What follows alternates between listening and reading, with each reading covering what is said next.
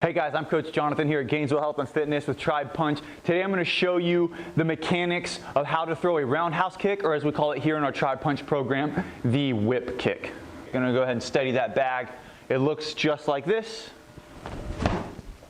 Alright, so a couple big things to note here.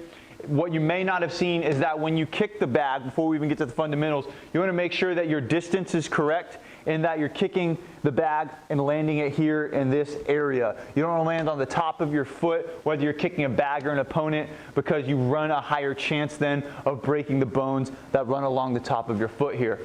One of the other major things to note is that when I'm kicking, I'm not doing this. You need to pay attention to this front foot if you are standard. If you are a lefty and you fight southpaw, it's going to be this foot, but we're going to show you from this angle today.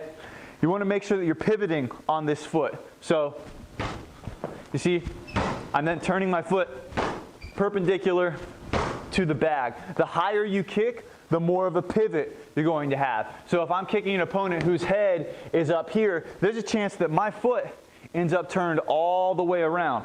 Now you want to make sure you're pivoting, because if you're not pivoting, or if the floor is not slick enough, like I'm wearing shoes right now, it might be ideal if you're practicing to practice in socks or on with bare feet. You might twist your knee. You twist your knee, now you got a whole set of other problems that you got to worry about. So make sure that you're getting that pivot. Now, one of the other big things is once I see people do that, I see them doing a lot of this. And they're just, your range is now from the ground to about your waist. You can't go any higher.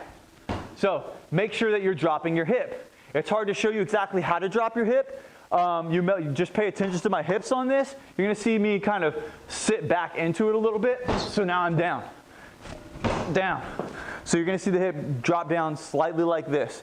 The other thing is you see me throw my arm back. It's kind of a counterbalance or a counter movement to what I'm doing. I'm throwing my foot this way, my arm this way. That's kind of your standard starting technique to throw that arm back.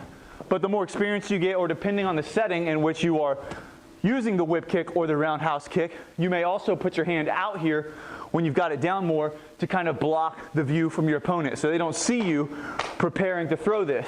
So you got your hands up, hand out, in their face, throw the kick. That's your roundhouse.